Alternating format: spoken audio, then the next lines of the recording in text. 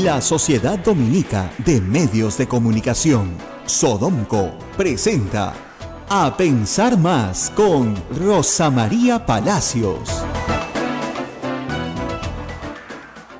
Hola amigos, muy buenos días, bienvenidos a una nueva emisión de A Pensar Más con Rosa María Palacios, que en breve estará con nosotros a través de una entrevista que ella nos ha dejado, ustedes lo saben, se encuentra en un corto periodo de vacaciones fuera de nuestro país y ella nos ha presentado una entrevista muy interesante sobre la situación de la drogadicción en nuestro país, pero eso viene más adelante porque los titulares hoy se han dedicado, expresamente a un tema que a todos nos ha causado sorpresa y preocupación en algunos casos, ¿no? Colombia dijo no, acuerdo de paz fue derrotado en las urnas, publica Perú 21.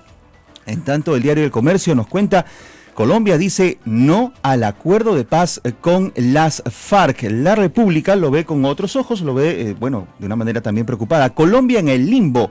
Y publica, los resultados, 50,21% por el no y 49,78% por el sí. Abstenciones y mala imagen de las FARC neutralizaron el acuerdo de paz. Gobierno y FARC seguirán negociando, pero incertidumbre no se disipa. ¿Qué nos trae este plebiscito realizado ayer en Colombia, cuyo resultado ha sido, una negativa sobre, los puntos más cuestionados del tratado como por ejemplo otorgarle participación en la vida política a los miembros de la guerrilla de las FARC?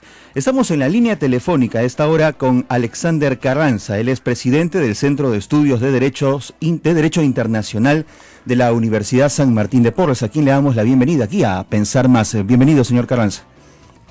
¿Cómo estás? Mucho gusto de comunicarme contigo. Efectivamente, el país ha amanecido en un día siguiente, no solamente el país Colombia, sino toda la región a partir de estos resultados. Sobre esto hay algunas reflexiones que hacer. La primera es que no se ha dicho no a la paz. Eso. Sí. Se ha pedido estrechar el aro de la impunidad. Ese es un punto que debe de quedar muy claro. Ahora, si vamos a rescatar lo que se ha avanzado en relación a los acuerdos entre las FARC y el Gobierno Nacional de Colombia, estos no tendrían por qué verse afectados en lo que refiere al alto al fuego entre ambas partes. Este es como un segundo punto preciso. Ahora, es imperativo incorporar al no en la mesa de renegociación o adecuación de los acuerdos de paz del 26 de septiembre. Y esto es muy importante, las denominaciones, porque no debe de quedar la sensación entre las partes de vencedores y vencidos. Claro.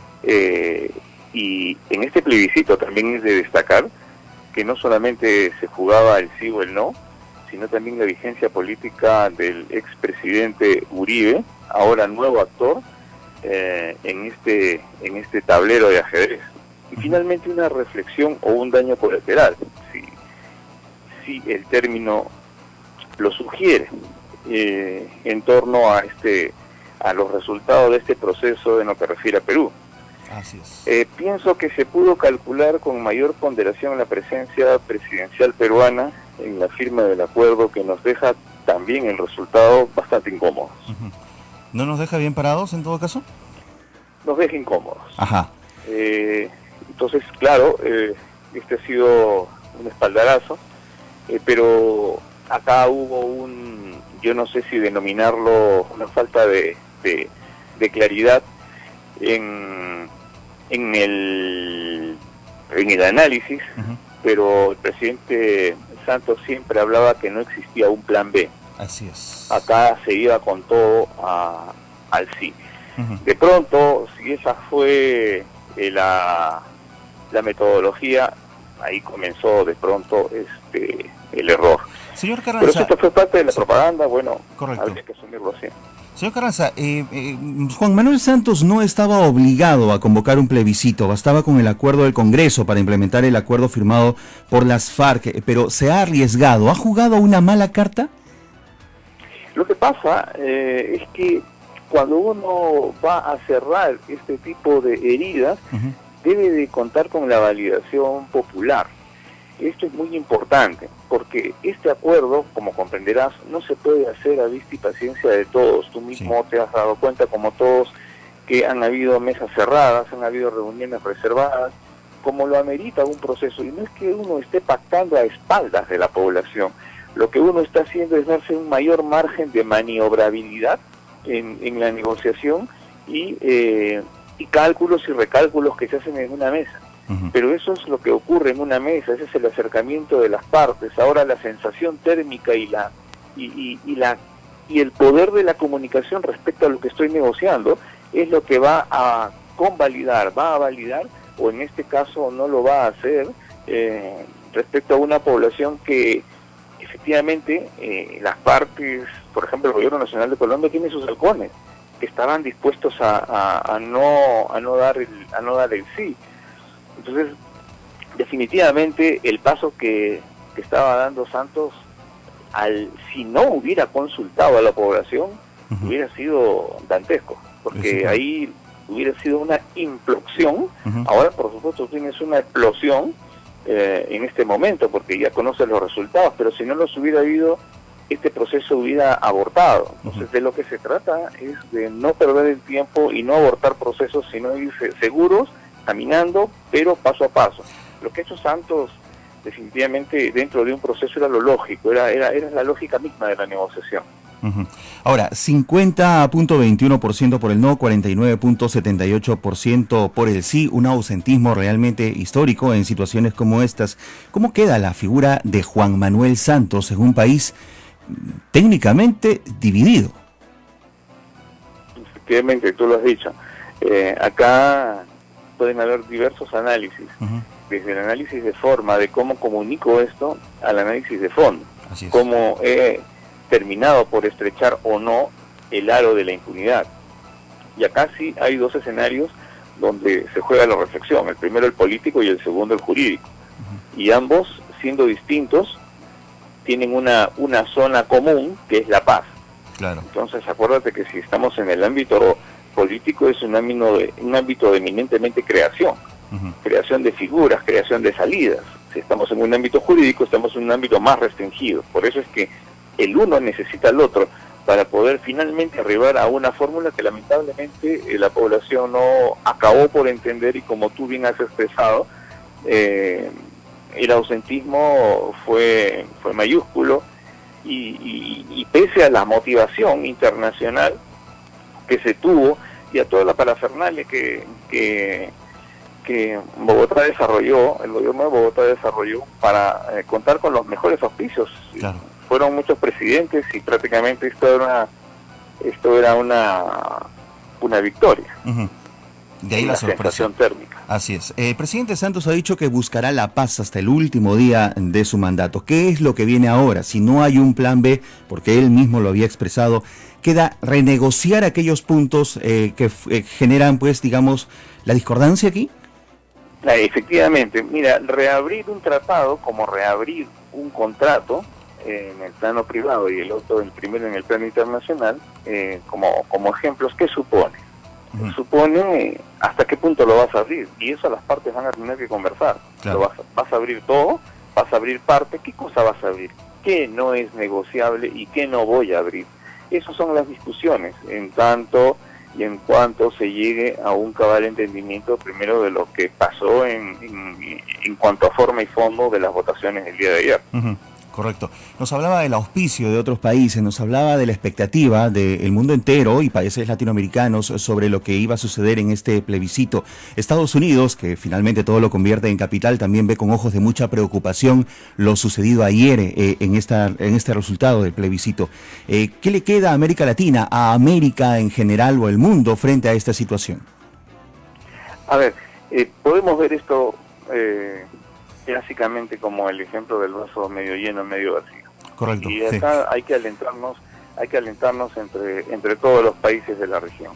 Lo que ha pasado en Colombia es simplemente que la población ha pedido y ha demandado un mayor esfuerzo de los negociadores y estrechar, como te expresé en su momento, el aro de la impunidad. La paz se quiere, pero de pronto lo que no se tuvo muy claro es recoger algunos puntos en virtud del cual la población, y sobre todo aquella población que está comprometida con el daño directo, inclusive con el fuego amigo, ha experimentado. Entonces ellos lo que buscan es sí una paz, pero una paz con determinados seguros, con determinados convencimientos de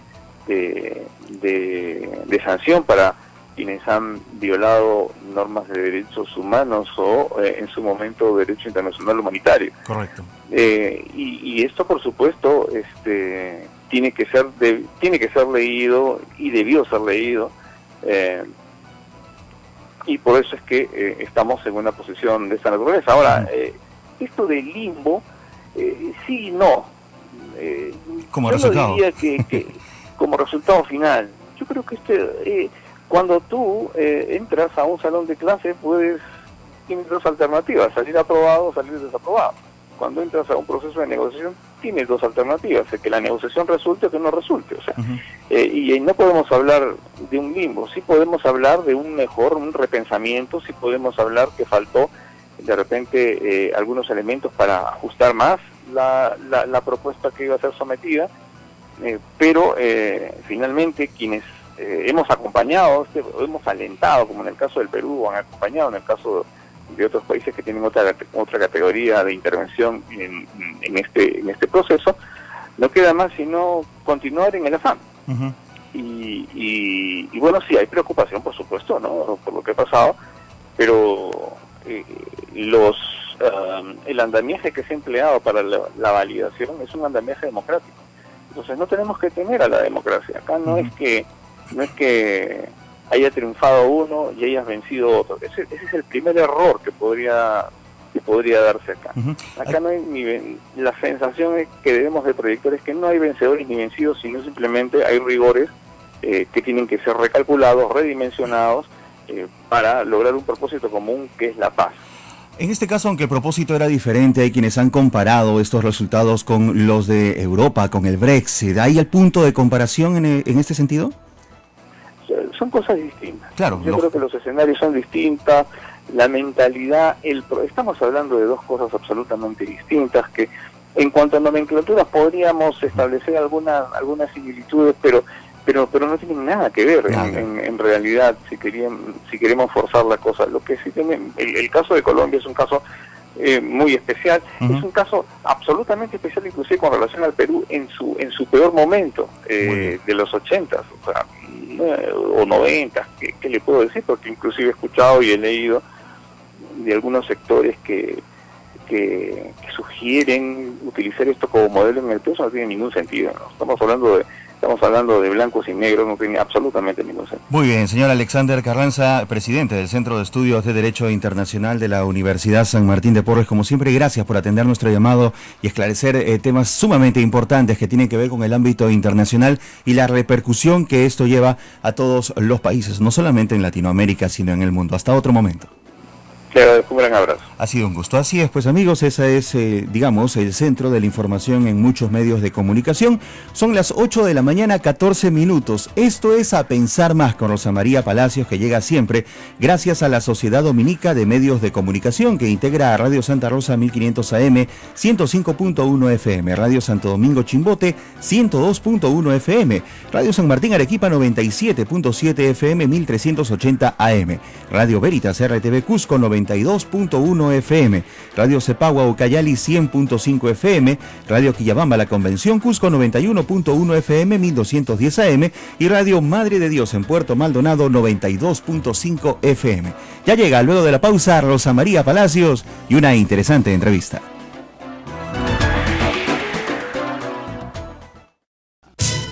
Sodomco, Sociedad Dominica de Medios de Comunicación.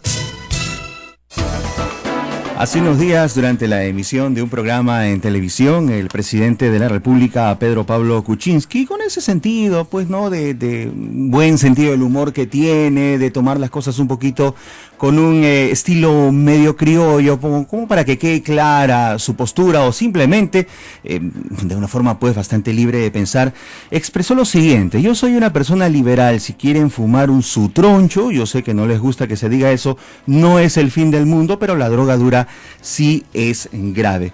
Y esto ha generado pues comentarios, críticas por parte de sus adversarios, de gente que simplemente considera de que esto pues no puede darse. Consideramos que simplemente ha sido una expresión. Sin embargo, hemos querido tomar este punto, no tiene sentido profundizarlo porque políticamente hablando pues simplemente es una opinión, pero hemos querido profundizarlo en el sentido de lo peligroso que es la drogadicción en todos los aspectos que ello abarca.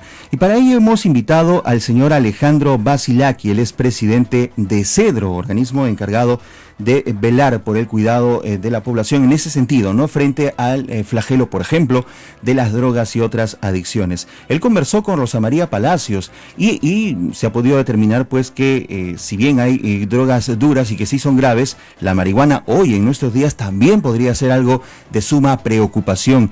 Y es así como se expresa en la entrevista que presentamos a continuación con Rosa María Palacios al señor Alejandro Vasilaki, presidente de CEDRO. Adelante. Muy buenos días, amigos, estamos aquí en una entrevista muy especial sobre un tema que vamos a tratar con más recurrencia porque es un tema de política pública y de salud pública. Vamos a hablar de drogas, no para que usted las use, sino más bien para que usted no las use y tenga prevención sobre esta materia.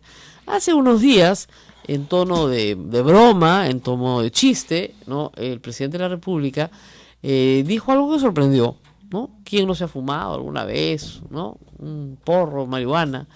Y el tema, bueno, quedó ahí felizmente porque no era más que eso, más que una broma, un exabrupto.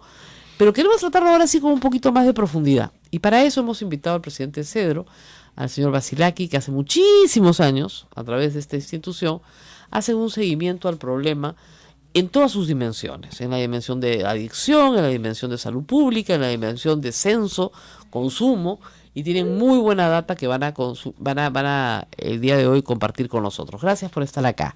Muy agradecido por la invitación. Ciertamente hay que continuar trabajando en la prevención de todo tipo de drogas legales e ilegales. La adicción en el Perú. Mucha gente cree que los adictos son gringos, ¿no?, europeos, ¿no? La adicción en el Perú. ¿Qué tan grave es? ¿Qué números tenemos de adicción en el Perú? Ya. Ciertamente nosotros hemos estado trabajando en la prevención del consumo ya 30 años. Así es. Y a pesar de ser un país productor de drogas cocaínicas, el porcentaje de personas que consumen drogas en el Perú se encuentran entre los más bajos del continente y además entre los más bajos del mundo. ¡Ah, qué bueno! Entonces, bueno, esa es una buena noticia. Una excelente noticia. Más o menos, ¿cuánto es eso? Ya, estamos hablando que en drogas cocaínicas el 3% de la población lo ha probado alguna vez. Pero eso puede ser una experiencia, ¿no es cierto? Así es. ¿Y consumo habitual? El consumo habitual, estamos hablando más o menos de unas 50.000 personas que la consumen habitualmente. Entonces, digamos, como problema de salud pública, digamos, tenemos a 50.000 consumidores habituales de drogas cocaínicas, que son las que más daño hacen a la salud. Bueno, las distintas drogas causan distintos daños. Eso es verdad. ¿No es cierto? Entonces es muy difícil decir, esta droga causa menos daño. Lógico. ¿No es cierto? Pero, por ejemplo, debemos recordarnos que en el Perú hay 700 camas desde el Estado para el tratamiento de estas personas. A eso voy. Ahora vamos a ir al tema de carencias, ¿no? Pero primero fijemos el problema. Tenemos 50.000 adictos. Ahora. A drogas cocaínicas. A drogas cocaínicas. ¿Y a marihuana? Marihuana, el 8% de la población dice que la ha probado alguna vez. Ya. Y el 10% de los que han probado marihuana alguna vez caen en el problema de la adicción. Claro. Es una especie de ruleta rusa. Claro, ¿no? ¿pero se quedan solo marihuana? Algunos sí, pero la gran mayoría incursiona en otras drogas. Lo que se ha dicho siempre de que la marihuana es una puerta para otras drogas, ¿es verdad? Es verdad para algunos y no es verdad para otros. todos, lógico, depende de caso. Algunos se quedan, otros van, porque la introducción a las otras drogas también viene por el alcohol, también viene por el tabaco, también viene por la marihuana. Así es. Entonces, digamos, si el 8% lo ha probado, que es bastante más que la cocaína, pero de eso solamente el 10% es habitual, estamos hablando de 0.8, digamos, del total. Más o menos, ¿cuántas personas serán consumidores adictas a la marihuana? Ya. Es menos que los cocainómanos, o sea, serían unos...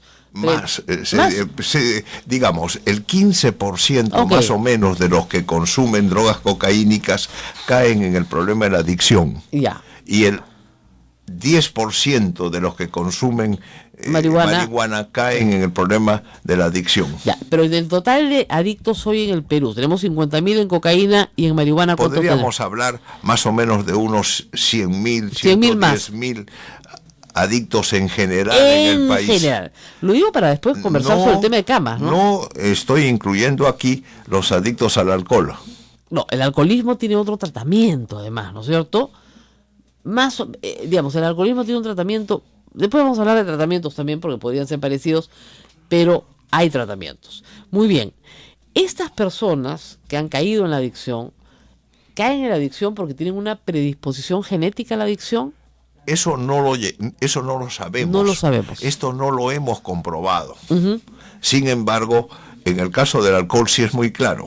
Ah, ya. Ahí sí hay predisposición genética. Así es. En el caso del alcohol no existen dudas. En el caso de las otras drogas se sospecha que sí lo existe, pero hasta el momento esto no ha sido suficientemente probado. Ok. Ahora, una persona, ¿no es cierto?, que tiene una adicción, ¿no es cierto?, puede saltar de una adicción a otra, es decir, tiene una personalidad adictiva. O sea, deja la droga y se va a la ludopatía, y se va a... La gran mayoría de las personas se convierten en policonsumidores. Ojo, okay. Consumen todo tipo de drogas, consumen el alcohol, consumen la cocaína, consumen la marihuana, y entonces continúan consumiendo todo esto casi a lo largo de su vida. Así es. El problema del tratamiento es que no es necesariamente efectivo para todos. Vamos a ir al tratamiento, pero yo quisiera entender, para que los padres de familia que nos escuchen, que tienen hijos, etcétera, ¿qué es lo que pasa en el cerebro de un adicto? O sea, ¿por qué un adicto que sabe, porque ha recibido la información, que esa droga le hace daño, quiere volverla a consumir? ¿Qué es lo que pasa en ese cerebro? Bueno, una vez un joven centroamericano probó por primera vez la pasta básica, y ese día nos dijo, supe que nunca más la podría dejar. Claro. ¿No? O sea, ¿se produce un fenómeno en el cerebro, digamos? Se produce un fenómeno que aún tampoco no lo tenemos estudiado. No lo hemos estudiado lo suficiente, porque además depende de las personas. Así es. Ahora, hay evidentemente una carga genética, pero también hay una carga del entorno, de la forma de la crianza, ¿no es cierto?, de la vida, de hogares destruidos, etcétera. No necesariamente. Es lo que le iba a preguntar. ¿Cuánto influye el entorno en la adicción? Tampoco es una cosa que se ha probado. De la misma familia sale gente que jamás probaría una droga y otros que caen en el problema de la adicción.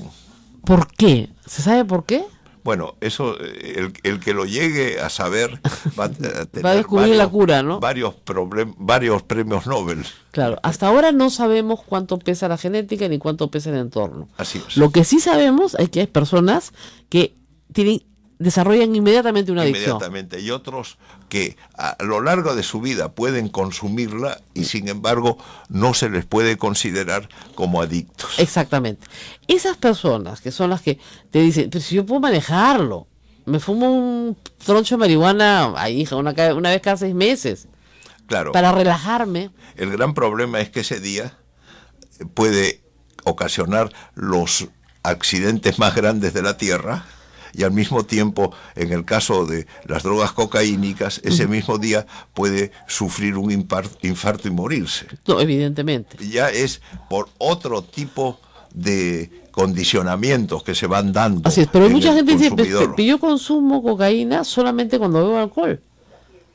Nada más. Y la verdad que yo bebo alcohol en grandes cantidades muy pocas veces al año. Por lo tanto, yo no soy un adicto. Yo uso No. la coca para pararme. Después. Es un consumidor que en el asunto de su consumo puede ocasionar los más graves daños a él mismo y a terceros. No, eso es cierto. No, porque un adicto que está bajo el efecto de la droga, ¿no es cierto?, no tiene conciencia de los daños que está causando a los demás. Así es, pero tampoco la tiene el consumidor esporádico en Claro. ese momento. Ok. También carece de esa preocupación por sí mismo y por los demás. Y por los demás. Ahora, vamos al tema de las políticas públicas. Ustedes tienen 30 años trabajando en prevención, lo han hecho bien, porque evidentemente tenemos uno de los países con menos consumo, siendo productores además, o sea, siendo muy barata la droga en el Perú, porque como se hace acá, como es producto local, ¿no es cierto?, los costos son muy, muy, muy baratos, muy asequibles al adicto. Aún así, tenemos poco consumo en comparación con el resto de Latinoamérica. Pero lo que no tenemos, doctor, es atención médica. No. O sea, si eres rico, o sea, si tus padres son ricos, efectivamente pueden enviarte a un tratamiento largo, costoso y que probablemente no sirve para nada. Eso es lo más grave de todo. Pero la salud pública, digamos, salud, MINSA, no consideran la salud mental, ¿no es cierto?, y no consideran este tipo de adicciones como una enfermedad. No solamente esto, sino que, como decíamos hace un rato, hay 700 camas en todo el proceso de la atención desde el gobierno. De adicción. Así es, pero para las mujeres no hay. No hay. En Ñaña hay un sitio, ¿no es cierto? Acaba de abrirse y creo que son, 50 camas, creo. pero las 50 camas en total. Así es. Pero para mujeres, ¿no es cierto?, a pesar que las mujeres son las que hoy día están acercándose más al consumo de los hombres. ¿Por alguna razón de estrés, cree usted? ¿Qué puede explicar ese cambio conductual? Bueno, yo diría que el día de hoy las diferencias en el accionar social de los hombres y las mujeres son casi iguales. Oh, Y creo además que es una excelente, es una buena noticia. excelente noticia. Claro, pero también los hábitos de consumo de drogas se igualan. Eventualmente sí. En el caso del alcohol, el consumo hoy día es igual entre hombres y mujeres. Que no era hace 30 años así. Obviamente no. Ah. Hay una apertura, digamos, a que las mujeres consuman alcohol y tabaco que no había 30 o 40 años atrás. Así es. Ahora, el problema de salud mental, ¿no es cierto?, es que muchas veces se trata a adictos con personas de salud mental que tienen problemas de salud mental de otra naturaleza, ¿no es cierto?, esquizofrénicos, depresivos, y están todos juntos. Bueno, no solamente esto, por ejemplo. El Arco Herrera, por ejemplo. Una de las cosas de la marihuana es, para utilizar un término claro, es que gatilla estas tendencias hacia gravísimas enfermedades mentales. Ah, bueno, ese es otro caso. Si tú eres de naturaleza depresiva, ¿no es cierto?, la marihuana te va a gatillar la depresión. No solo la depresión, también la esquizofrenia. Y también la esquizofrenia, aunque no se hubiera manifestado antes. Aunque no se haya manifestado antes. Entonces la peligrosidad de la marihuana realmente es enorme. Hay que avisarle al presidente, ¿no? Porque, claro, la marihuana se fuma, ¿no es cierto?, en el Perú, para relajarse, Entre para comillas. reírse, para pasar un buen rato, ¿no es cierto? Y luego se deja de consumir, te olvidas de la marihuana y ya está. Pero sin embargo usted me dice que este consumo puede gatillar otras enfermedades mentales que no estaban previstas en la vida de esa persona o no las habían diagnosticado. O que no las habían diagnosticado, se encontraban quizás Claro. allí. Y esto ha sido gatillado por el uso de una droga Ahora, como la ¿eso marihuana. es común o es excepcional? No, eso es una cosa común. Ese es uno de los más graves problemas que pueden tener algunos de los usuarios de la marihuana. ¿En qué porcentaje se gatilla una enfermedad como la esquizofrenia con el consumo de marihuana? No lo sabemos. No lo sabemos. O sea, no podemos decir que de cada 10 que consumen, dos, no tenemos cifras. No tenemos cifras, no existen en el mundo cifras. Porque hay que hacer la data y eso es complicado. Así es muy complicado. Bueno, ahora, como ven, hay complicaciones en todos lados. Ahora, vamos a los tratamientos. Hay gente que se interna, ¿no es cierto? Un año, sale y vuelve a consumir. Lo vuelven a internar, hay gente que tiene 3 internamientos, 4 internamientos. ¿Por qué es tan difícil curar a un adicto, sacarlo de la adicción? Bueno, podríamos decir que la adicción, la personalidad adictiva, siempre persiste hasta el final de sus días. Pero puede ser derivada a otra cosa. Puede volverse adicto a las plantas, ¿no? A sembrar su jardín. No necesariamente. No, ya sé, pero vemos, ¿se puede reencauzar a una persona? El otro día estábamos conversando con una señora peruana que hoy día además es una profesional muy importante en Estados Unidos en el tema de las adicciones y durante 30 años casi ha sido alcohólica. Y nos contaba que cuando va a un restaurante y ve una botella de alcohol en una mesa lejana, siente la necesidad de volver a consumirlo. No, es que el alcohólico es alcohólico toda su vida.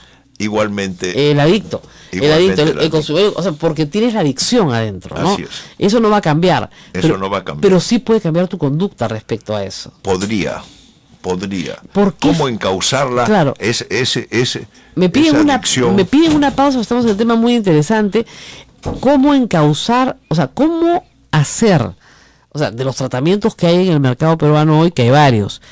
El doctor Basilaki trabaja en prevención y también en curación.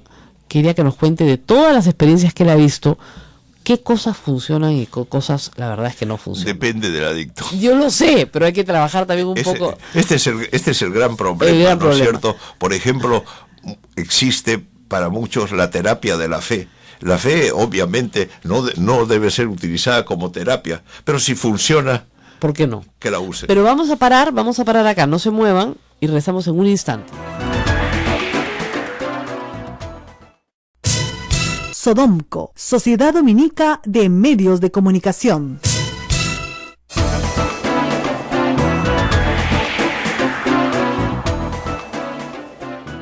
Y seguimos conversando sobre este tema que creo que es muy, muy importante y de mucha ayuda para los padres de familia que nos escuchan. Radio Santa Rosa es una radio que escucha gente muy pobre, que no tiene acceso a tratamientos y que a veces tiene un hijo adicto, un hermano adicto, etcétera.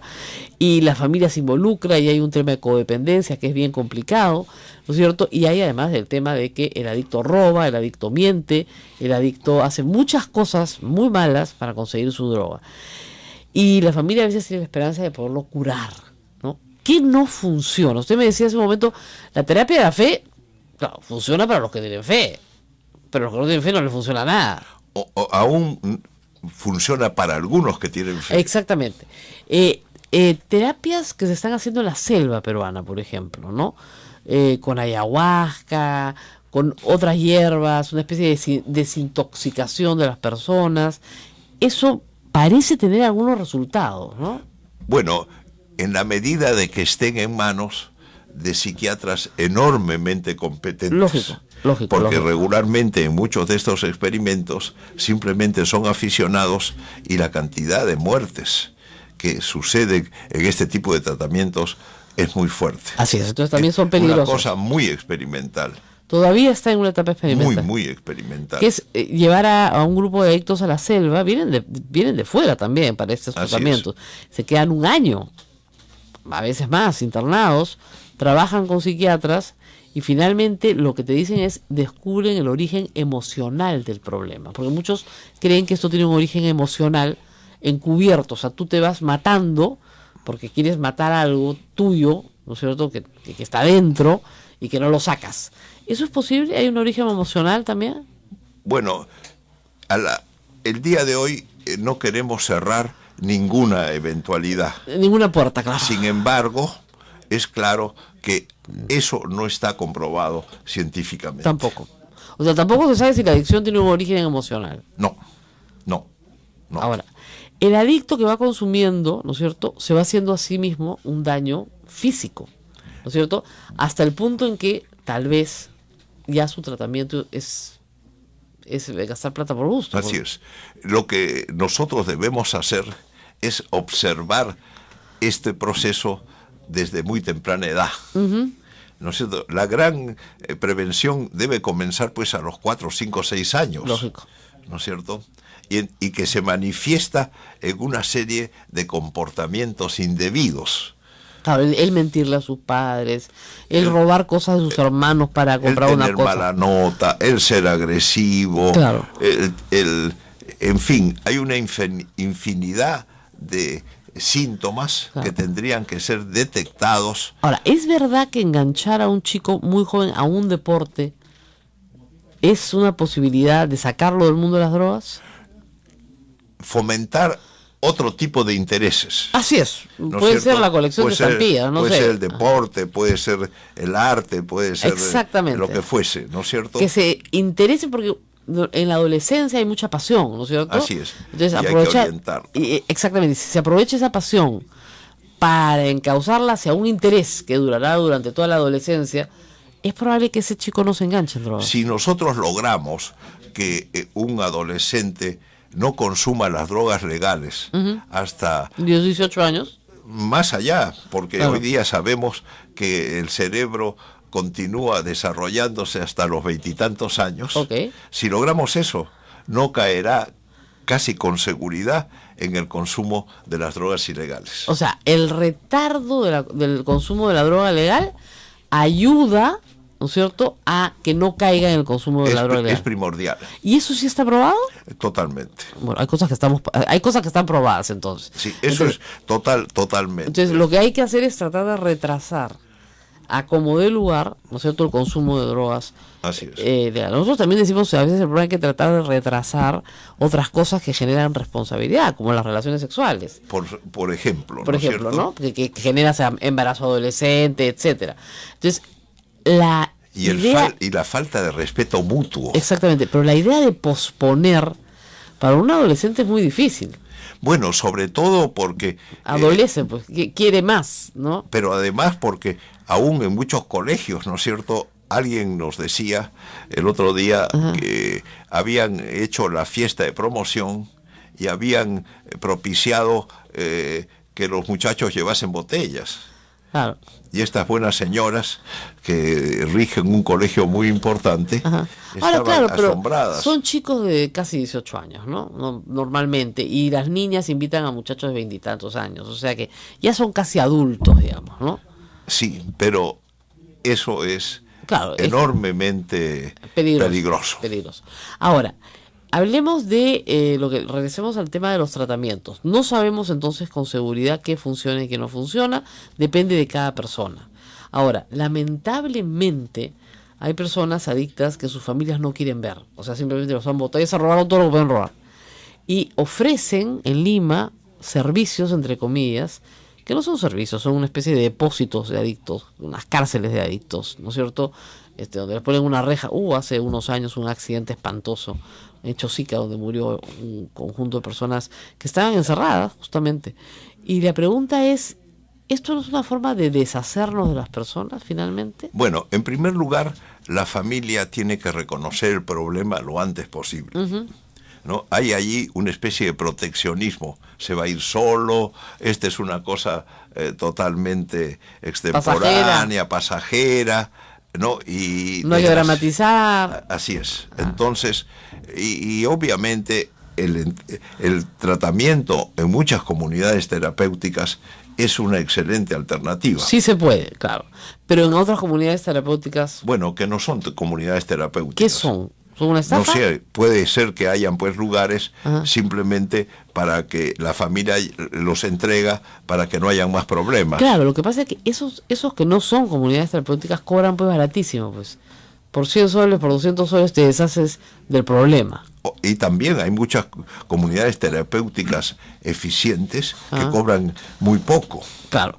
Ahora, ¿No hay que conocerlas. ¿Cedro recomienda algunas comunidades terapéuticas? Bueno, sí, pero no sería el caso. No solo hoy, pero digamos, si la gente está interesada, podría llamar a Cedro. Sí, nosotros sabemos, conocemos. ¿Cuáles son las recomendables, digamos? Ciertamente. ¿No? Porque si no, digamos, la gente termina en manos de estafadores Así es. Y a un problema grave le añades otro problema grave. Es. Ahora, el problema siempre es que muchos le piden cosas imposibles a las comunidades terapéuticas. En algún momento el reglamento decía que tenían que tener ambulancias. Claro, imposible. No tienen dinero. No tienen dinero y no tiene utilidad, además, porque se puede pedir una ambulancia, o sea, no hay razón de tenerla. ¿No es cierto? Y además que la distancia entre cama y cama debe ser de tantos metros y de tantas cosas, ¿no es cierto? Lo que pasa es que hubo una mala experiencia en los 90, estas comunidades terapéuticas florecieron sin regulación alguna, se regularon, pero como usted dice, se sobreregularon, y al sobreregularse creció la ilegalidad de aquellas que no pasaron por el proceso, pero que también prestan los servicios y la gente va y deja ahí su problema, entre comillas. Esto es terrible, pero eso es lo que está pasando. Sobre todo si tenemos en consideración que tenemos 100.000 adictos en el Perú, en todo el Perú. Y tenemos 700 camas y casi ninguna para mujeres. Y en provincias... en provincias, pues, tenemos muy pocos psiquiatras para comenzar en el país. Y todos ellos, la gran mayoría, se encuentran en Lima. Sí. ¿No el otro día me decía, no son pocos, lo que pasa es que están mal distribuidos. No, son pocos. Son pocos, pues son 300 para 30 millones de habitantes. Son pocos y mal distribuidos. Y con una población re loca como la que tenemos. Mentira. Pero acá hay mucho loco, discúlpame. Basta ver la gente que me escribe. ¿Ya? Pero, digamos, que necesita atención psiquiátrica de alguna manera, ¿no? Pero sí, efectivamente, no hay atención psiquiátrica. Y para el caso de adicción, no basta un psicólogo, ¿no es cierto? Sí puede ser. ¿Puede ser? Claro, ¿Basta? Sí puede ser. Lo que pasa es que un psicólogo obviamente no puede recetar en el caso de que la medicación sea necesaria. Ahora, esa es una cosa curiosa, ¿no? Un adicto que está dejando la adicción pero que necesita medicación. ¿Cómo se explica eso? Bueno, porque tiene otros problemas subyacentes como depresión, esquizofrenia. ¿No es cierto? En ese caso es importante la presencia del médico especializado. Claro, y hay muy pocos en el Perú. Sí. Y el Ministerio de Salud no nos da bola en este tema, creo, ¿no? Bueno, el Ministerio de Salud tiene tantas prioridades. Yo lo sé, pero digamos, claro, y además hay también una especie de desprecio social, ¿no? O sea, si tengo que gastar en vacunar niños recién nacidos y atender adictos y tengo que escoger, me voy a vacunar a los niños, ¿no es cierto? O sea, es obvio, porque estos adictos se la han buscado. Son hombres adultos, mujeres adultas. Y además que hay problemas terribles, ¿no es cierto? Claro. Que a 20 cuadras de Palacio Gobierno existen los problemas de tuberculosis más grandes del mundo. Claro, casi, los resistentes, los multidrogas resistentes. Así es. Que son aquellas personas que ya han tomado lamentablemente varias dosis no completas, no han completado su tratamiento de tuberculosis y se vuelven, ¿no es cierto?, resistentes a todas las drogas y tienen los peores casos de tuberculosis. Y allí, por ejemplo, hay que reconocer el enorme trabajo de la gente de salud que va todos los días para asegurarse que tomen las pastillas y que coman. Así es. ¿No? Eso es impresionante.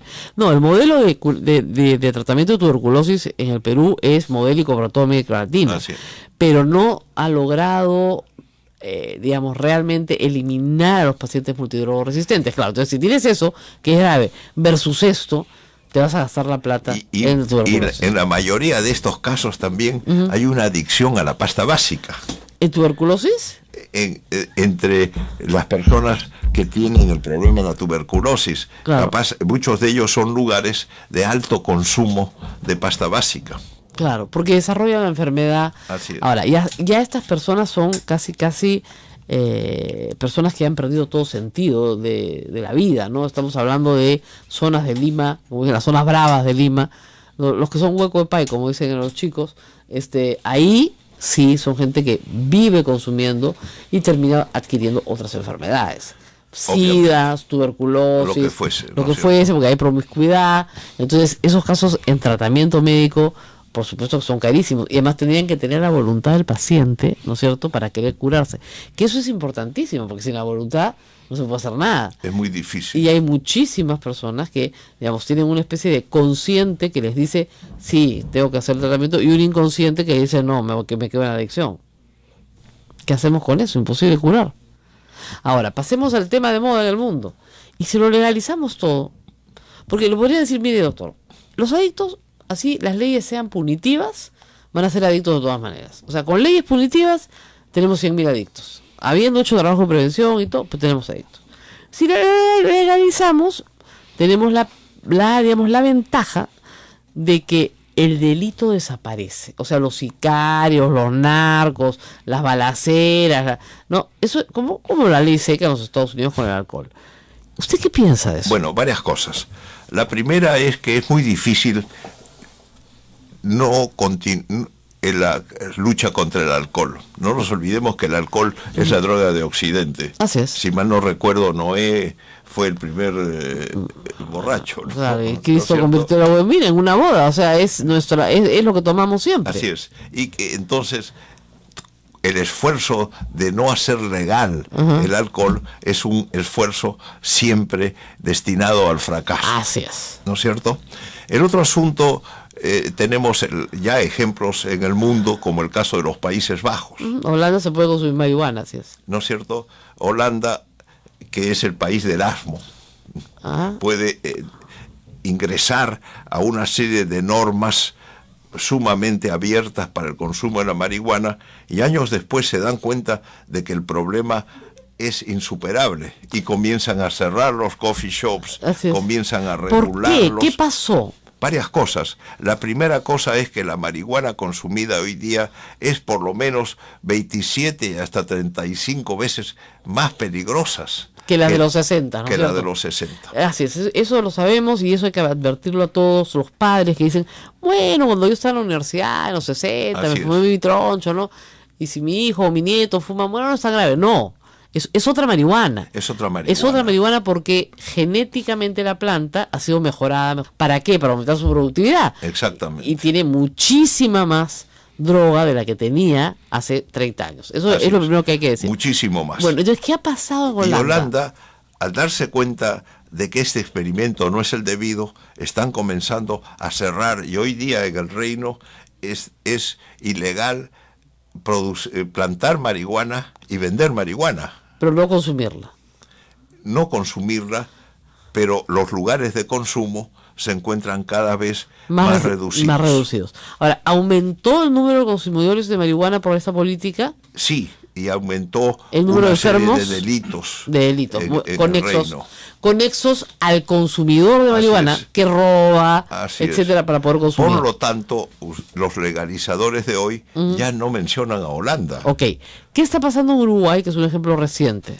Bueno, en primer lugar, yo le tengo mucho aprecio a Mujica. Claro. Creo que es un lindo personaje, pero en estas materias enormemente ignorante, porque lo que él suponía es que con esta especie de legalización de la marihuana, la gente no iba a caer en el consumo de otras drogas. Ya. Por lo tanto, que iba a desaparecer la cocaína y todas estas cosas. Claro. Y el primer preocupado de esto es el nuevo presidente. Lógico. Porque Tabaré Vázquez, que es un oncólogo, está preocupadísimo y no se sabe hoy día cómo manejar este problema en el Uruguay, porque algunos chicos han comenzado, ya que es legal, a fumarla en los recreos. Bueno, hoy en el Perú no hay prohibición de consumo de marihuana ni de cocaína. El consumo no está prohibido. Yo puedo prenderme. Eso es lo más gracioso. Está prohibido, por ejemplo, el consumo de tabaco en casi todos los lugares públicos. Pero no está prohibido el consumo de marihuana. Sí, Sanguinetti, que fue presidente del Uruguay, escribió un artículo muy gracioso, ¿no? Burlándose de Mujica. Decía, cigarrillos no, marihuana sí. Claro. Ahora, ¿usted cree que esto va a causar, digamos, puede haber una reducción del delito vinculado al narcotráfico, pero aumenta el delito vinculado al consumo? No, ciertamente tampoco va a a disminuir el consumo de otras drogas. No, evidentemente no. Sino todo lo contrario. Eso está probado que no, por lo que usted me ha explicado al principio, pero digamos, la idea es que el narcotráfico mueve en el mundo miles de millones de dólares y además genera delitos conexos, asesinatos sanguinarios, control político, ¿no es cierto?, que no queremos, dineros que se meten a la política. Si ese negocio acaba, ¿no es cierto?, porque es legal, claro, el consumidor se puede ver afectado porque va a consumir más, tal vez, pero lo otro es terrible para la sociedad. ¿No vale la pena en el costo-beneficio legalizar? En primer lugar, no nos olvidemos que legalizar tampoco significa que la actividad ilegal va a continuar. En el Perú, por ejemplo, se consume el 40% de alcohol ilegal. Claro, evidentemente. Y los precios, además de lo legal, son enormemente más altos que lo ilegal, porque la gente va al precio del pisco falso, etcétera. De todas maneras, continuará la ilegalidad. No, evidentemente, y la otra cosa es que, claro, si solamente se legaliza la marihuana, la gente va a salir a la cocaína, tendrías que legalizarlo todo. Entonces, para legalizarlo todo, tendríamos que hacerlo el mundo entero a la vez. Y además, al mismo tiempo, María Costa, el anterior secretario general de ONU, decía: será la epidemia más grande que conocerá el mundo. Como epidemia, claro. Como epidemia de consumo, y por lo tanto vamos a tener que abrir campos de concentración donde los adictos continúen el resto de su vida. ¿Usted cree que ese es el peligro final de la legalización? Sin lugar a duda. Por otro lado, no nos olvidemos que los delitos se unen. El mismo traficante de drogas trafica en armas, en trata de personas, claro, derivará, claro, pero, pero podemos, pero si se legaliza la droga, la fuente principal de su riqueza se tendrá que trasladar a otro negocio, pero ya no será ese. En el Perú, la minería ilegal produce más dinero. No creo, la droga es número 1, creo. ¿No? Ya no. Ya no. La minería ilegal de oro puede producir más, sí, puede ser. Ahora, lo que pasa es que hay que decir una cosa, de lo que se quede en el Perú, ¿no es cierto? Porque la droga sale del Perú a un precio, pero se comercializa a otro precio en el mundo. O sea que ahí el negocio es otro. La diferencia de precio es enorme. ¿No es cierto? Es 10-1. Lo que queda en el Perú es uno de los 10 que se saca al otro lado. El gran problema siempre es el efecto social que esto causaría. Ustedes de cero lo han estudiado y se oponen completamente a la legalización. Absolutamente. ¿No es cierto? No nos oponemos a que la gente... Estamos en contra de que la gente vaya a la cárcel por el consumo. El consumidor es un enfermo que debe ser tratado. Así es, que es la política en el Perú. Está en el Código Penal. El que es sancionado es el comercializador. Comercializador. Así es, pero no el adicto, porque el adicto es una persona enferma que debe ser tratado. Y además, yo siempre le digo, si a todos los adictos los meten a la cárcel, bueno, vamos a necesitar el Estadio Nacional, más o menos, porque no hay forma de que entren. Y ya es el doble del número de presos que tenemos hoy en el Perú. Así es. O sea que sería absolutamente imposible. Y además la cárcel no es lo que necesita. No. Para nada. Necesita un tratamiento. Así es. Y el tratamiento, desgraciadamente, tampoco, no solamente es caro, sino que el éxito tampoco es de un 100%. Claro, no está garantizado. Lamentablemente, señora que me está escuchando, si su hijo es adicto, nadie le va a garantizar que vuelva a ser el que fue. Sí. Eso es casi se haga imposible. Prevención desde el primer día. Claro, hay que si hay una propensión a cierto consumo, inmediatamente hay que tratar a la persona. Así es. Y eso implica apoyo psicológico desde muy joven, los padres de estar muy atentos, ver las compañías de sus hijos, con quienes juntan, con quienes paran, qué les interesa, tratar de promover alguna afición. Todo eso ayuda. Los intereses. Claro, una afición ¿no que y el servicio a los demás. Por eso es una afición también. Es una cosa que es realmente la cosa de la solidaridad, es la que más debemos trabajar en este país, que está desgraciadamente poco solidario, ¿no? Claro. Y si se trabaja desde niños, obviamente desvías a la gente del consumo. Exactamente. Doctor, muy interesante conversar con usted. a raíz de una declaración, si ustedes quieren, pues graciosa del presidente, pero que permite abrir el tema a otros niveles de debate. Y muy interesante el trabajo de Cedro, que nos permite, como decimos, saber algunas cosas y todavía no saber muchas. No saber muchas. Esta es la epidemia del siglo XX y siglo XXI.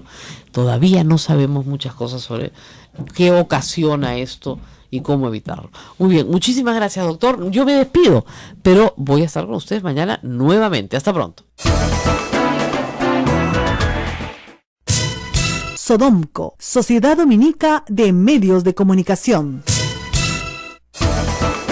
Ahí estaba Rosa María Palacios presentándonos esta entrevista con el señor Alejandro Vasilaki, presidente de Cedro. Muy interesante sobre el tema de la drogadicción, cómo podemos hacer para evitar caer en este flagelo de la droga que finalmente afecta a los jóvenes, a nuestros jóvenes, a nuestras familias como pequeño entorno de la sociedad y también a la sociedad en sí. Y ha dado también muy buenas alternativas que estamos seguros podemos tomar en consideración. Mañana a las 8 de la mañana retornamos con más información aquí en A Pensar Más, de la Sociedad Dominica de Medios de Comunicación. Gracias por su preferencia. Permiso. Hasta aquí, A Pensar Más con Rosa María Palacios. Este programa fue producido por la Sociedad Dominica de Medios de Comunicación, Sodomco. Sí es grave. Y esto ha generado pues comentarios, críticas por parte de sus adversarios, de gente que simplemente considera de que esto pues no puede darse. Consideramos que simplemente ha sido una expresión. Sin embargo, hemos querido tomar este punto, no tiene sentido profundizarlo porque políticamente hablando pues simplemente es una opinión. Pero hemos querido profundizarlo en el sentido de lo peligroso que es la drogadicción en todos los aspectos que ello abarca. Y para ello hemos invitado al señor Alejandro Vasilaki, él es presidente de Cedro, organismo encargado de velar por el cuidado de la población en ese sentido, ¿no? Frente al flagelo, por ejemplo, de las drogas y otras adicciones. Él conversó con Rosa María Palacios y se ha podido determinar pues que si bien hay drogas duras y que sí son graves, la marihuana hoy en nuestros días también podría ser algo de suma preocupación. Y es así como se expresa en la entrevista que presentamos a continuación con Rosa María Palacios al señor Alejandro Vasilaki, presidente de Cedro. Adelante. Muy buenos días, amigos, estamos aquí en una entrevista muy especial sobre un tema que vamos a tratar con más recurrencia porque es un tema de política pública y de salud pública. Vamos a hablar de drogas, no para que usted las use, sino más bien para que usted no las use y tenga prevención sobre esta materia. Hace unos días, en tono de broma, en tono de chiste, ¿no?, el presidente de la República dijo algo que sorprendió, ¿no? ¿Quién no se ha fumado alguna vez, ¿no?, un porro, marihuana? Y el tema, bueno, quedó ahí felizmente porque no era más que eso, más que una broma, un exabrupto. Pero queremos tratarlo ahora sí con un poquito más de profundidad. Y para eso hemos invitado al presidente de Cedro, al señor Vasilaki, que hace muchísimos años, a través de esta institución, hacen un seguimiento al problema en todas sus dimensiones, en la dimensión de adicción, en la dimensión de salud pública, en la dimensión de censo, consumo, y tienen muy buena data que van a el día de hoy compartir con nosotros. Gracias por estar acá. Muy agradecido por la invitación. Ciertamente hay que continuar trabajando en la prevención de todo tipo de drogas legales e ilegales. La adicción en el Perú. Mucha gente cree que los adictos son gringos, ¿no?, europeos, ¿no? La adicción en el Perú. ¿Qué tan grave es? ¿Qué números tenemos de adicción en el Perú? Ya. Ciertamente nosotros hemos estado trabajando en la prevención del consumo ya 30 años. Así es. Y a pesar de ser un país productor de drogas cocaínicas, el porcentaje de personas que consumen drogas en el Perú se encuentran entre los más bajos del continente y además entre los más bajos del mundo. ¡Ah, qué bueno! Entonces, bueno, esa es una buena noticia. Una excelente noticia. Más o menos, ¿cuánto es eso? Ya, estamos hablando que en drogas cocaínicas el 3% de la población lo ha probado alguna vez. Pero eso puede ser una experiencia, ¿no es cierto? Así es. ¿Y consumo habitual?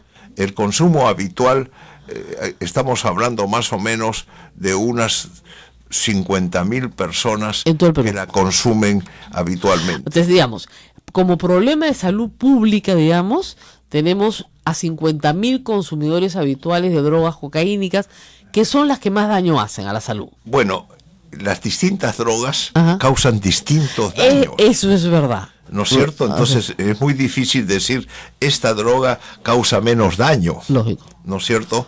Pero, por ejemplo, debemos recordarnos que en el Perú hay 700 camas desde el Estado para el tratamiento A eso voy. de estas personas. A eso voy. Ahora vamos a ir al tema de carencias, ¿no? Pero primero fijemos el problema. Tenemos 50.000 adictos. Ahora. A drogas cocaínicas. A drogas cocaínicas. Y a marihuana. Marihuana, el 8% de la población dice que la ha probado alguna vez. Ya. Y el 10% de los que han probado marihuana alguna vez caen en el problema de la adicción. Claro. Es una especie de ruleta rusa. Claro, ¿no? pero ¿se quedan solo marihuana? Algunos sí, pero la gran mayoría incursiona en otras drogas. Lo que se ha dicho siempre de que la marihuana es una puerta para otras drogas, ¿es verdad? Es verdad para algunos y no es verdad para otros. Todos, lógico, depende de caso. Algunos se quedan, otros van, porque la introducción a las otras drogas también viene por el alcohol, también viene por el tabaco, también viene por la marihuana. Así es. Entonces, digamos, si el 8% lo ha probado, que es bastante más que la cocaína, pero de eso solamente el 10% es habitual, estamos hablando de 0.8, digamos, del total. Más o menos, ¿cuántas personas serán consumidores adictas a la marihuana? Ya. Es menos que los cocainómanos, o sea, serían unos...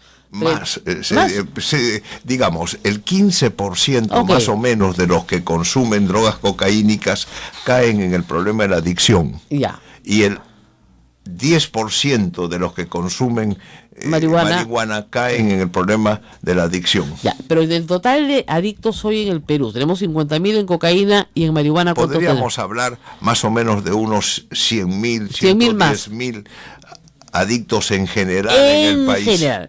Lo digo para después conversar sobre el tema de camas, ¿no? No estoy incluyendo aquí los adictos al alcohol. No, el alcoholismo tiene otro tratamiento además, ¿no es cierto? Digamos, el alcoholismo tiene un tratamiento.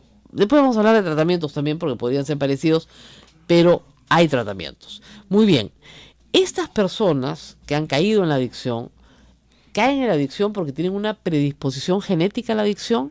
Eso no lo sabemos. No lo sabemos. Esto no lo hemos comprobado. Sin embargo, en el caso del alcohol sí es muy claro. Ya. Ahí sí hay predisposición genética. Así es. En el caso del alcohol no existen dudas. En el caso de las otras drogas se sospecha que sí lo existe, pero hasta el momento esto no ha sido suficientemente probado. Ok. Ahora, una persona, ¿no es cierto?, que tiene una adicción, ¿no es cierto?, puede saltar de una adicción a otra, es decir, tiene una personalidad adictiva. O sea, deja la droga y se va a la ludopatía, y se va a... La gran mayoría de las personas se convierten en policonsumidores. Consumen todo tipo de drogas, consumen el alcohol, consumen la cocaína, consumen la marihuana, y entonces continúan consumiendo todo esto casi a lo largo de su vida. El problema del tratamiento es que no es necesariamente efectivo para todos. Vamos a ir al tratamiento, pero yo quisiera entender, para que los padres de familia que nos escuchen, que tienen hijos, etcétera, ¿qué es lo que pasa en el cerebro de un adicto? O sea, ¿por qué un adicto que sabe, porque ha recibido... Fórmula que lamentablemente la población no acabó por entender, y como tú bien has expresado, el ausentismo fue mayúsculo. Y pese a la motivación internacional que se tuvo y a toda la parafernalia que Bogotá desarrolló, el gobierno de Bogotá desarrolló para contar con los mejores auspicios. Claro. Fueron muchos presidentes y prácticamente esto era una victoria. De ahí la sorpresa térmica. Así es. El presidente Santos ha dicho que buscará la paz hasta el último día de su mandato. ¿Qué es lo que viene ahora? Si no hay un plan B, porque él mismo lo había expresado, queda renegociar aquellos puntos que generan, pues, digamos, la discordancia aquí. Efectivamente. Mira, reabrir un tratado como reabrir un contrato en el plano privado y el otro, el primero en el plano internacional, como ejemplos, ¿qué supone? Supone hasta qué punto lo vas a abrir, y eso las partes van a tener que conversar. Claro. ¿Vas a abrir todo? ¿Vas a abrir parte? ¿Qué cosa vas a abrir? ¿Qué no es negociable y qué no voy a abrir? Esas son las discusiones, en tanto y en cuanto se llegue a un cabal entendimiento primero de lo que pasó en cuanto a forma y fondo de las votaciones del día de ayer. Correcto. Nos hablaba del auspicio de otros países, nos hablaba de la expectativa del mundo entero y países latinoamericanos sobre lo que iba a suceder en este plebiscito. Estados Unidos, que finalmente todo lo convierte en capital, también ve con ojos de mucha preocupación lo sucedido ayer en este resultado del plebiscito. ¿Qué le queda a América Latina, a América en general o el mundo frente a esta situación? A ver, podemos ver esto básicamente como el ejemplo del vaso medio lleno, medio vacío. Correcto. Y acá sí, hay que alentarnos entre todos los países de la región. Lo que ha pasado en Colombia es simplemente que la población ha pedido y ha demandado un mayor esfuerzo de los negociadores y estrechar, como te expresé en su momento, el aro de la impunidad. La paz se quiere, pero de pronto lo que no se tuvo muy claro es recoger algunos puntos en virtud del cual la población, y sobre todo aquella población que está comprometida con el daño directo, inclusive con el fuego amigo, ha experimentado. Entonces ellos lo que buscan es sí una paz, pero una paz con determinados seguros, con determinados convencimientos de sanción para quienes han violado normas de derechos humanos o en su momento derecho internacional humanitario. Correcto. Y esto, por supuesto, tiene que ser leído y debió ser leído, y por eso es que estamos en una posición de esta naturaleza. Ahora, esto del limbo, sí y no. Como yo resultado. Lo diría que como resultado final. Yo creo que cuando tú entras a un salón de clase, tienes dos alternativas: salir aprobado o salir desaprobado.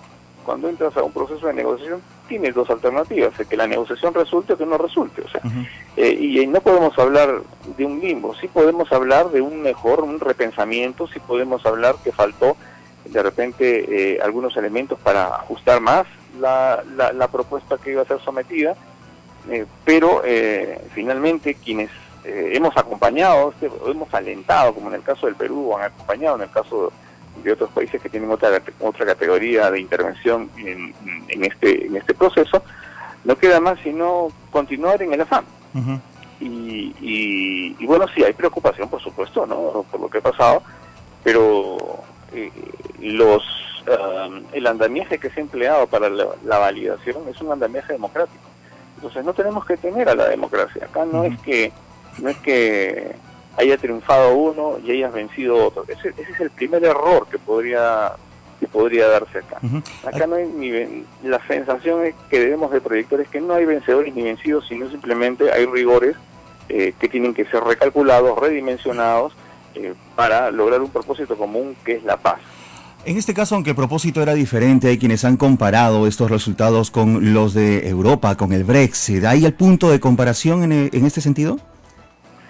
Son cosas distintas. Claro, yo creo que los escenarios son distintos, la mentalidad, estamos hablando de dos cosas absolutamente distintas, que en cuanto a nomenclaturas podríamos establecer algunas similitudes, pero no tienen nada que ver en realidad, si queremos forzar la cosa. Lo que sí tiene, el caso de Colombia es un caso muy especial, es un caso absolutamente especial, inclusive con relación al Perú en su peor momento, de los 80s, o 90s, ¿qué le puedo decir? Porque inclusive he escuchado y he leído de algunos sectores que sugieren utilizar esto como modelo en el Perú. No tiene ningún sentido, ¿no? Estamos hablando Estamos hablando de blancos y negros, no tiene absolutamente ningún sentido. Muy bien, señor Alexander Carranza, presidente del Centro de Estudios de Derecho Internacional de la Universidad San Martín de Porres. Como siempre, gracias por atender nuestro llamado y esclarecer temas sumamente importantes que tienen que ver con el ámbito internacional y la repercusión que esto lleva a todos los países, no solamente en Latinoamérica, sino en el mundo. Hasta otro momento.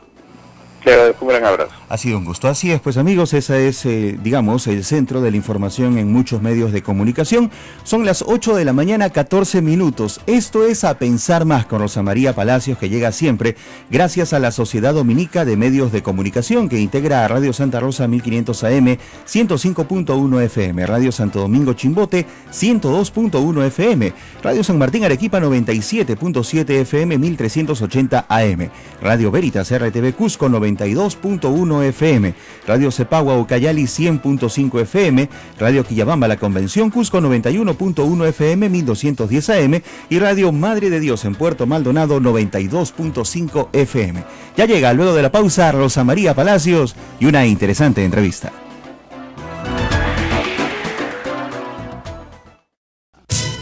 Sodomco, Sociedad Dominica de Medios de Comunicación. Hace unos días, durante la emisión de un programa en televisión, el presidente de la República, Pedro Pablo Kuczynski, con ese sentido, pues, ¿no?, de buen sentido del humor que tiene, de tomar las cosas un poquito con un estilo medio criollo, como para que quede clara su postura, o simplemente, de una forma pues bastante libre de pensar, expresó lo siguiente: yo soy una persona liberal, si quieren fumar un su troncho, yo sé que no les gusta que se diga eso, no es el fin del mundo, pero la droga dura. La información que esa droga le hace daño, quiere volverla a consumir. ¿Qué es lo que pasa en ese cerebro? Bueno, una vez un joven centroamericano probó por primera vez la pasta básica, y ese día nos dijo: supe que nunca más la podría dejar. Claro. ¿No O sea, se produce un fenómeno en el cerebro, digamos. Se produce un fenómeno que aún tampoco no lo tenemos estudiado. No lo hemos estudiado lo suficiente, porque además depende de las personas. Así es. Ahora, hay evidentemente una carga genética, pero también hay una carga del entorno, de la forma de la crianza, ¿no es cierto?, de la vida, de hogares destruidos, etcétera. No necesariamente. Es lo que le iba a preguntar. ¿Cuánto influye el entorno en la adicción? Tampoco es una cosa que se ha probado. De la misma familia sale gente que jamás probaría una droga y otros que caen en el problema de la adicción. ¿Por qué? ¿Se sabe por qué? Bueno, eso el que lo llegue a saber va a tener va a descubrir la cura, ¿no? Varios premios Nobel. Claro, hasta ahora no sabemos cuánto pesa la genética ni cuánto pesa el entorno. Así es. Lo que sí sabemos es que hay personas que desarrollan inmediatamente una adicción. Inmediatamente, y otros que a lo largo de su vida pueden consumirla y sin embargo no se les puede considerar como adictos. Exactamente. Esas personas que son las que te dicen: pero si yo puedo manejarlo, me fumo un troncho de marihuana una vez cada 6 meses. Claro. Para relajarme. El gran problema es que ese día puede ocasionar los accidentes más grandes de la Tierra. Y al mismo tiempo, en el caso de las drogas cocaínicas, ese mismo día puede sufrir un infarto y morirse. No, evidentemente. Ya es por otro tipo de condicionamientos que se van dando. Así es, pero mucha gente dice: yo consumo cocaína solamente cuando bebo alcohol. Nada más. Y la verdad es que yo bebo alcohol en grandes cantidades muy pocas veces al año. Por lo tanto, yo no soy un adicto. Yo uso la coca para pararme. Después. Es un consumidor que en el asunto de su consumo puede ocasionar los más graves daños a él mismo y a terceros. No, eso es cierto. No, porque un adicto que está bajo el efecto de la droga, ¿no es cierto?, no tiene conciencia de los daños que está causando a los demás. Así es, pero tampoco la tiene el consumidor esporádico en ese momento. También carece de esa preocupación por sí mismo y por los demás. Ahora, vamos al tema de las políticas públicas. Ustedes tienen 30 años trabajando en prevención, lo han hecho bien, porque evidentemente tenemos uno de los países con menos consumo, siendo productores además, o sea, siendo muy barata la droga en el Perú, porque como se hace acá, como es producto local, ¿no es cierto? Los costos son muy, muy, muy baratos, muy asequibles al adicto. Aún así, tenemos poco consumo en comparación con el resto de Latinoamérica. Pero lo que no tenemos, doctor, es atención médica. No. O sea, si eres rico, o sea, si tus padres son ricos, efectivamente pueden enviarte a un tratamiento largo, costoso y que probablemente no sirve para nada. Eso es lo más grave de todo. Pero la salud pública, digamos, salud, MINSA, no consideran la salud mental, ¿no es cierto? Y no consideran este tipo de adicciones como una enfermedad. No, no solamente esto, sino que, como decíamos hace un rato, hay 700 camas en todo el proceso de la atención desde el gobierno. De adicción. Así es, pero para las mujeres no hay. No hay. En Ñaña hay un sitio, ¿no es cierto? Acaba de abrirse y creo que son... 50 camas, creo. Pero las 50 camas en total. Así es. Pero para mujeres, ¿no es cierto? A pesar que las mujeres son las que hoy día están acercándose más al consumo de los hombres. ¿Por alguna razón de estrés, cree usted? ¿Qué puede explicar ese cambio conductual? Bueno, yo diría que el día de hoy las diferencias en el accionar social de los hombres y las mujeres son casi iguales. Oh. Y creo además que es una excelente... Es una buena noticia. Excelente noticia. Claro, pero también los hábitos de consumo de drogas se igualan. Eventualmente sí. En el caso del alcohol, el consumo hoy día es igual entre hombres y mujeres. Que no era hace 30 años así. Obviamente no. Ah. Hay una apertura, digamos, a que las mujeres consuman alcohol y tabaco que no había 30 o 40 años atrás. Así es. Ahora, el problema de salud mental, ¿no es cierto?, es que muchas veces se trata a adictos con personas de salud mental que tienen problemas de salud mental de otra naturaleza, ¿no es cierto? Esquizofrénicos, depresivos, y están todos juntos. Bueno, no solamente esto, por ejemplo... El Arco Herrera, por ejemplo. Una de las cosas de la marihuana es, para utilizar un término claro, es que gatilla estas tendencias hacia gravísimas enfermedades mentales. Ah, bueno, ese es otro caso. Si tú eres de naturaleza depresiva, ¿no es cierto?, la marihuana te va a gatillar la depresión. No solo la depresión, también la esquizofrenia. También la esquizofrenia, aunque no se hubiera manifestado antes. Aunque no se haya manifestado antes. Entonces la peligrosidad de la marihuana realmente es enorme. Hay que avisarle al presidente, ¿no?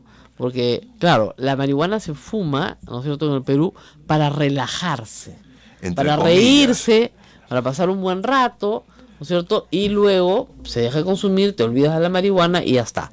Pero sin embargo usted me dice que este consumo puede gatillar otras enfermedades mentales que no estaban previstas en la vida de esa persona o no las habían diagnosticado. O que no las habían diagnosticado, se encontraban quizás allí. Y esto ha sido gatillado por el uso de una droga como la marihuana. ¿Eso es común o es excepcional? No, eso es una cosa común. Ese es uno de los más graves problemas que pueden tener algunos de los usuarios de la marihuana. ¿En qué porcentaje se gatilla una enfermedad como la esquizofrenia con el consumo de marihuana? No lo sabemos. No lo sabemos. O sea, no podemos decir que de cada 10 que consumen, dos, no tenemos cifras. No tenemos cifras, no existen en el mundo cifras. Porque hay que hacer la data y eso es complicadísimo. Así es muy complicado. Bueno, ahora, como ven, hay complicaciones en todos lados. Ahora, vamos a los tratamientos. Hay gente que se interna, ¿no es cierto?, un año, sale y vuelve a consumir. Lo vuelven a internar, hay gente que tiene 3 internamientos, 4 internamientos. ¿Por qué es tan difícil curar a un adicto, sacarlo de la adicción? Bueno, podríamos decir que la adicción, la personalidad adictiva, siempre persiste hasta el final de sus días. Pero puede ser derivada a otra cosa. Puede volverse adicto a las plantas, ¿no? A sembrar sus no necesariamente. No, ya sé, pero vemos, ¿se puede reencauzar a una persona? El otro día estábamos conversando con una señora peruana, que hoy día además es una profesional muy importante en Estados Unidos en el tema de las adicciones, y durante 30 años casi ha sido alcohólica. Y nos contaba que cuando va a un restaurante y ve una botella de alcohol en una mesa lejana, siente la necesidad de volver a consumirlo. No, es que el alcohólico es alcohólico toda su vida. Igualmente el adicto, el consumidor, o sea, porque tienes la adicción adentro, ¿no? Así es. Eso no va a cambiar. Eso no va a cambiar. Pero sí puede cambiar tu conducta respecto a eso. Podría. ¿Por qué? ¿Cómo encauzarla? Claro. Me piden una pausa, estamos en un tema muy interesante. ¿Cómo encauzar, o sea, cómo hacer, o sea, de los tratamientos que hay en el mercado peruano hoy, que hay varios? El doctor Basilaki trabaja en prevención y también en curación. Quería que nos cuente de todas las experiencias que él ha visto, qué cosas funcionan y qué cosas la verdad es que no funcionan. Depende del adicto. Yo lo sé, pero hay que trabajar también un poco. Este es el gran problema, ¿no es cierto? Por ejemplo, existe para muchos la terapia de la fe. La fe obviamente no debe ser utilizada como terapia, pero si funciona, ¿por qué no? Que la use. Pero vamos a parar acá, no se muevan y regresamos en un instante. Sodomco, Sociedad Dominica de Medios de Comunicación.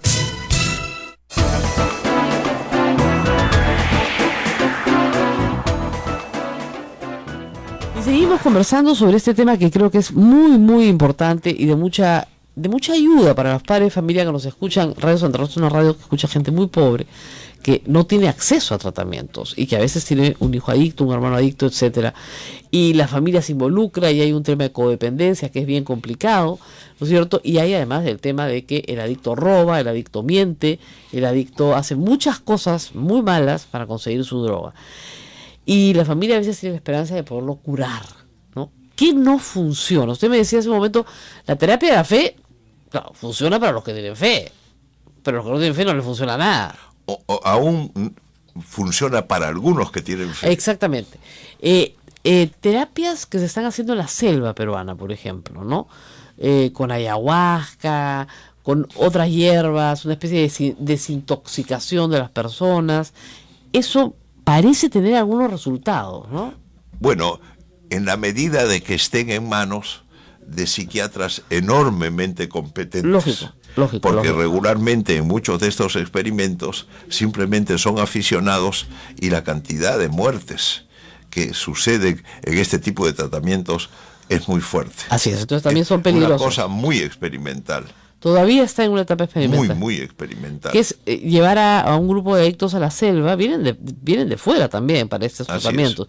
Se quedan un año, a veces más, internados, trabajan con psiquiatras y finalmente lo que te dicen es descubren el origen emocional del problema. Porque muchos creen que esto tiene un origen emocional encubierto. O sea, tú te vas matando porque quieres matar algo tuyo, ¿no es cierto?, que está dentro y que no lo sacas. ¿Eso es posible? ¿Hay un origen emocional también?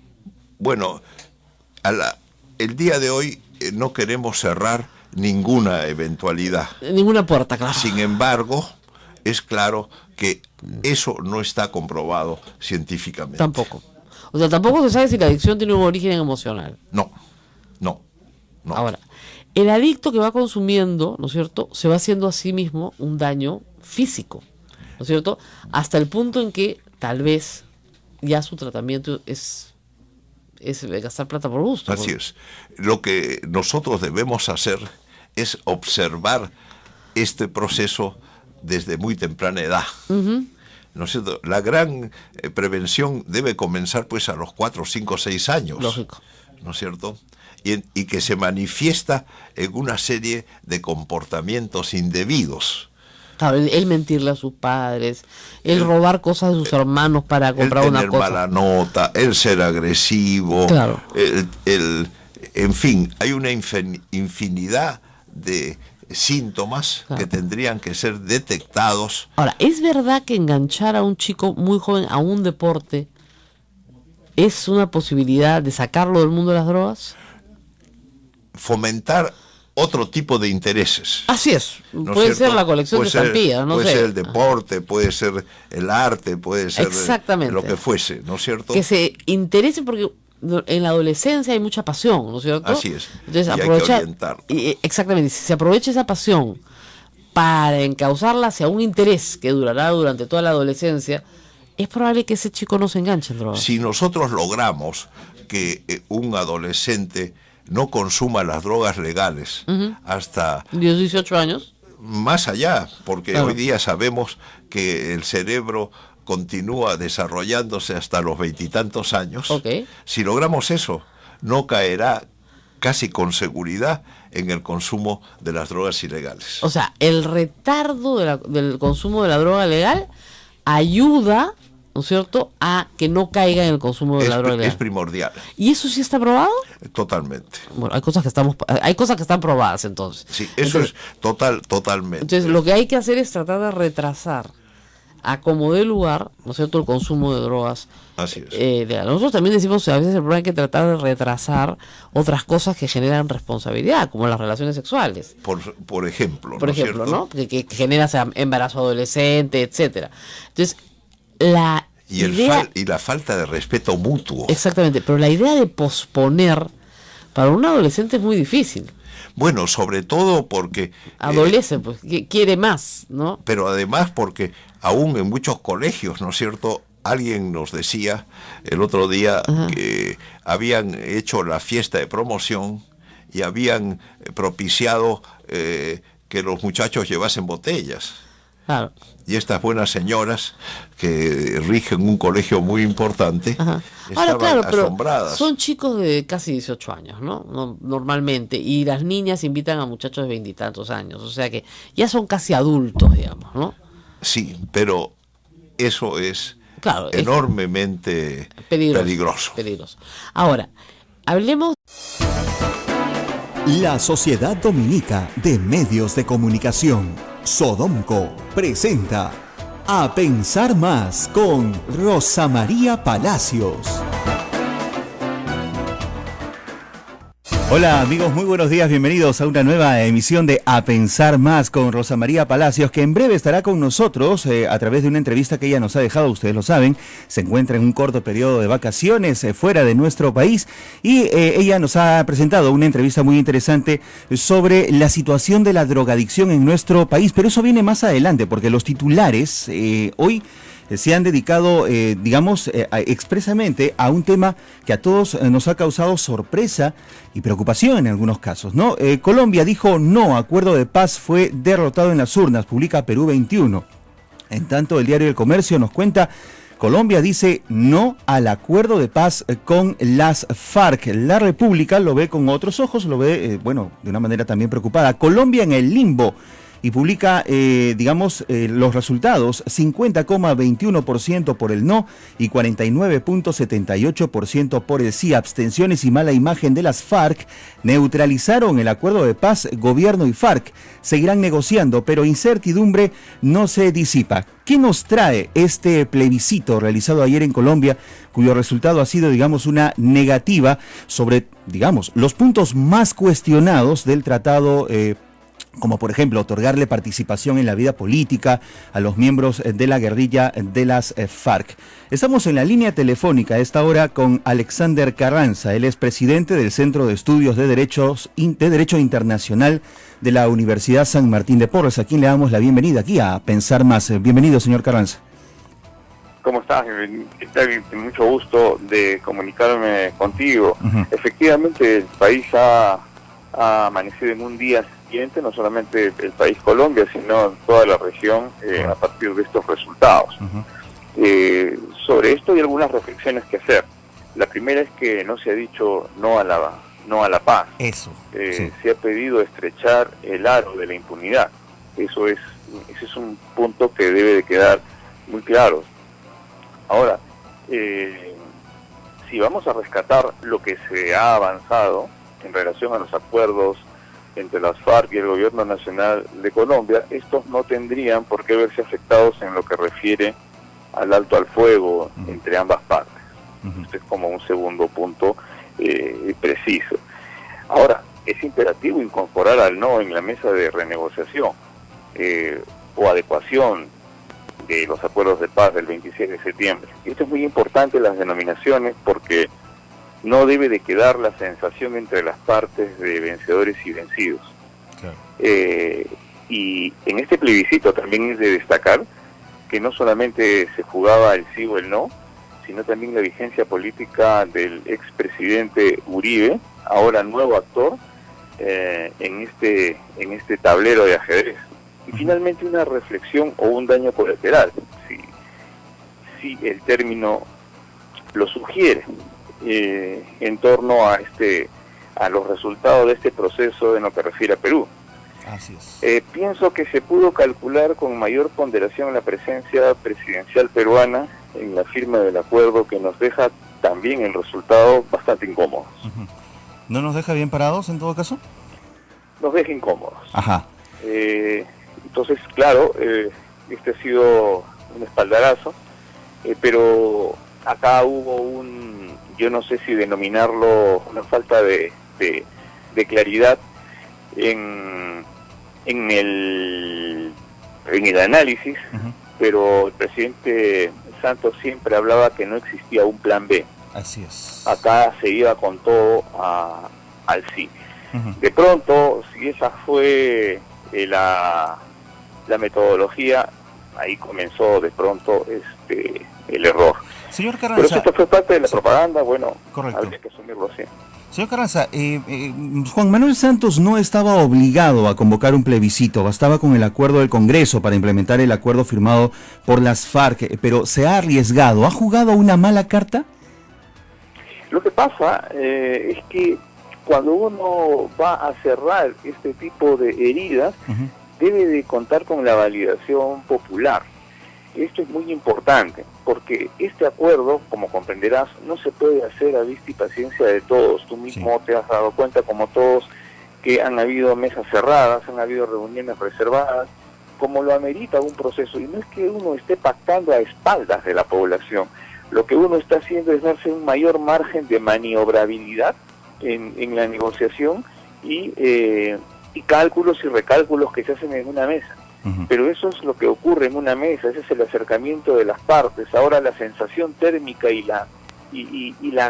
el poder de la comunicación respecto a lo que estoy negociando es lo que va a convalidar, va a validar, o en este caso no lo va a hacer, respecto a una población que efectivamente las partes, por ejemplo el Gobierno Nacional de Colombia tiene sus halcones que estaban dispuestos a no dar el sí.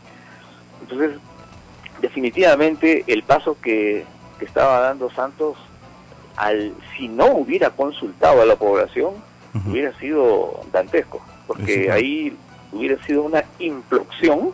Ahora, por supuesto, tienes una explosión en este momento, porque ya conoces los resultados, pero si no los hubiera habido, este proceso hubiera abortado. Entonces, de lo que se trata es de no perder el tiempo y no abortar procesos, sino ir seguros, caminando, pero paso a paso. Lo que ha hecho Santos definitivamente dentro de un proceso era lo lógico, era la lógica misma de la negociación. Ahora, 50.21% por el no, 49.78% por el sí, un ausentismo realmente histórico en situaciones como estas. ¿Cómo queda la figura de Juan Manuel Santos en un país técnicamente dividido? Efectivamente, tú lo has dicho. Acá pueden haber diversos análisis, desde el análisis de forma, de cómo comunico esto, al análisis de fondo, cómo he terminado por estrechar o no el aro de la impunidad. Y acá sí hay dos escenarios donde se juega la reflexión, el primero el político y el segundo el jurídico, y ambos, siendo distintos, tienen una zona común, que es la paz. Claro. Entonces acuérdate que si estamos en el ámbito político, es un ámbito de eminentemente creación, creación de figuras, creación de salidas. Si estamos en un ámbito jurídico, estamos en un ámbito más restringido. Por eso es que el uno necesita al otro para poder finalmente arribar a una